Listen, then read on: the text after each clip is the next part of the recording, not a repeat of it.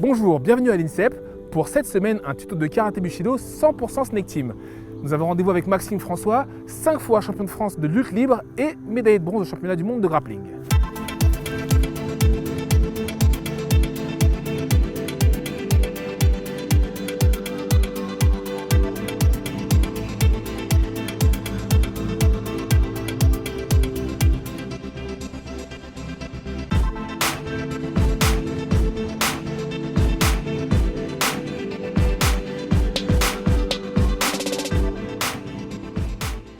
Bonjour Max, merci de nous recevoir dans un de tes royaumes ici dans la salle de lutte de l'INSEP. Que vas-tu nous montrer aujourd'hui? Alors aujourd'hui, on va vous montrer la souplesse. D'accord, Voilà. très bien. Ça, c'est un mouvement très spectaculaire. Spectaculaire avec de l'amplitude et efficace pour amener sur le dos. Et du coup, l'intérêt étant donc de me faire atterrir sur les épaules, c'est ça? Sur le dos. Le but de la lutte, donc, c'est de maintenir son adversaire sur le dos, les deux omoplates au tapis pendant 3 secondes pour gagner le match. Ok, d'accord, très bien. Bah écoute, je me mets en position de lutteur. Alors, un match de lutte, ça commence en garde de lutte face à face, en libre un peu plus bas et en gréco un peu plus haut. Et là, en fait, on va venir au corps à corps. Moi, là, j'ai placé un bras dessous, un bras dessus. Et mon but, ça va être de rejoindre mes deux mains pour ensuite partir du côté bras pris. Voilà, ici, j'ai rejoint mes deux mains et donc je vais partir de ce côté-là. En lutte, un des principes premiers pour que ça marche, c'est qu'il faut qu'on fasse corps avec son adversaire. C'est ça, L'idée, sur de le transporter. sur l'action comme ça, il faut se rapprocher le plus possible pour avoir une belle amplitude pour pouvoir faire une belle action. Est-ce que c'est toi qui tombe sur moi qui tombe en premier? Voilà, alors toi tu vas tomber sur le dos et moi je vais tomber sur toi. D'accord, parce qu'il me semble qu'en lutte, le principe c'est pour gagner un combat, il faut marquer des points en faisant atterrir l'adversaire C'est ça. sur les épaules. Donc le but ultime donc, c'est de le tomber, le mettre sur le dos, maintenir pendant 3 secondes les deux omoplates au tapis. Et là on a gagné comme le hippon en judo ou le KO en boxe. D'accord.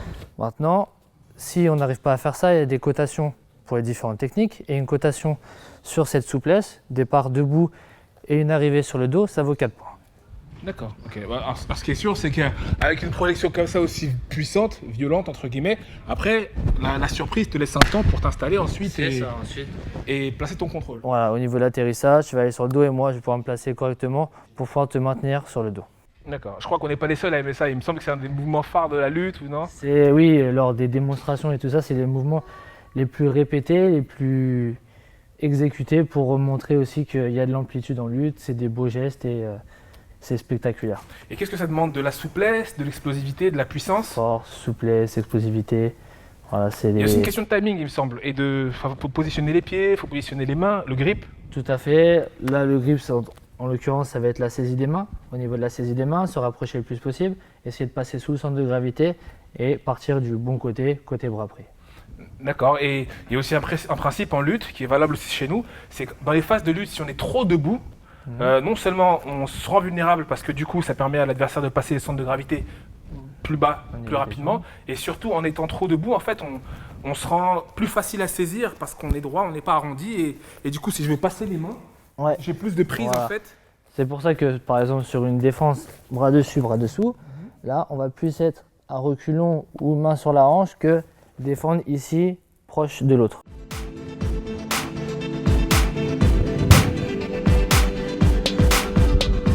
Du coup, je vais répéter ton mouvement, mais avec un de nos coéquipiers que tu connais bien, Manu Dawa, Emmanuel Dawa, alias le sorcier, le Witch Doctor, double champion de France de Sanda, 2014-2016. Voilà, approche tes hanches et ensuite tu pars du côté bras pris. Voilà, je viens saisir les mains, je rapproche et pars. Voilà.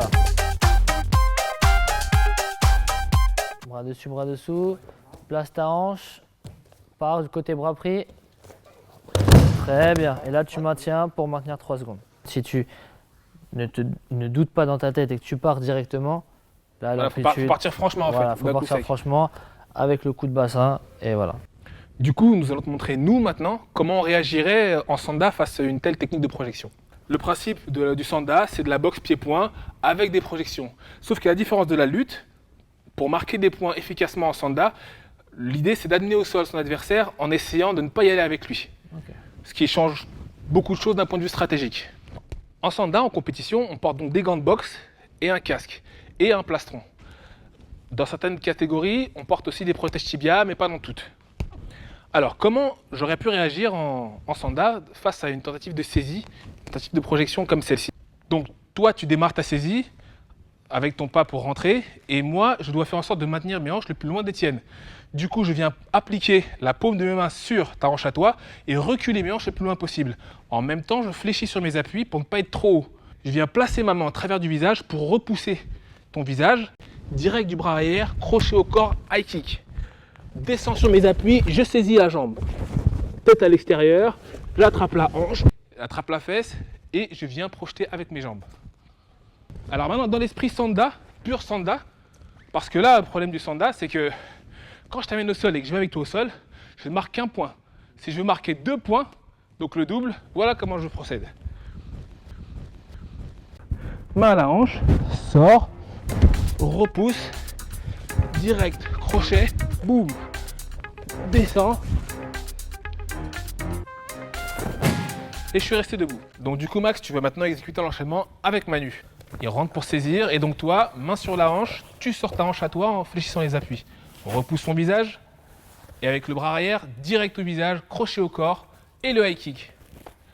Je viens ensuite saisir la jambe avant, ma tête qui est à l'intérieur passe à l'extérieur, la main sur la fesse, le pas sur le côté et j'arrache. Et c'est Manu qui tombe sans moi. Très bien. Donc merci Xavier, merci Manu d'être venu et de m'avoir montré une technique de Sanda. C'était une bonne occasion de voir à quel point nos sports s'interconnectent. Quelque part son cousin, hein, de la lutte, on a besoin de lutte pour être efficace en Sanda. Et quelque part le Sanda, c'est un peu de la lutte, d'ailleurs on parle de lutte chinoise. Finalement c'est des arts martiaux quoi. Merci les gars.